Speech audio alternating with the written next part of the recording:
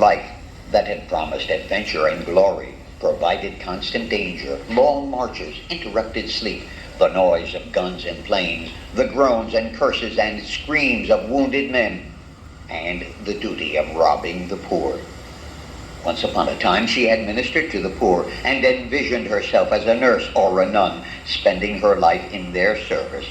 With her mother she had visited their homes, had helped some old peasant woman with her wheat or hay, had brought fresh milk or butter or eggs from her father's farm to some sick old man, had helped to nurse some suffering little boy or girl. Her mother had taught her how to treat a fever, how to dress a wound, had brought her up in the knowledge of herbs.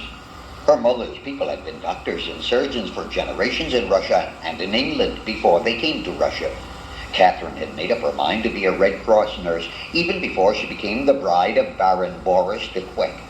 She had set out for the battle lines after he left to join his regiment of engineers. She had been sent back home and forced to enroll as a nurse's aide. She had been made to scrub floors, fetch and carry ill-smelling vessels, make bandages, and do 1,000 other distasteful and monotonous tasks. Now part of her duty was to requisition the wheat, the oats, the hay, the wood, even the vegetables in the garden and the bread hidden in the house of all the peasants near the camp. She must take from the poor everything they had, knowing they would perish. "I'm sorry, Grandma," she had to say. "I know this is your last hen, and that its eggs keep you alive, but soldiers must be fed, though women die. And I must also take the faggots that keep you from freezing. The soldiers must be warm." Why had she volunteered for duty at the front? She began to realize that it was only because she was young. She began to realize, too, that she could never learn enough about nursing, though she studied the rest of her life. She had been sent to the front, not because she was a competent nurse, but only because there was such a woeful lack of nurses. She spent sickening, wearying, dreadful hours in the medical tents.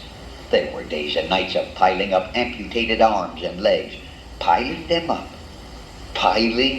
up, taking them from the operating tables or the blood-spattered floor, carrying them out, throwing them on the piles, making new piles, huge piles, piles of torn arms, sturdy young arms, strong young legs, limbs that had coaxed music out of wood and strings, limbs that had danced and marched and run in panic or mad wrath.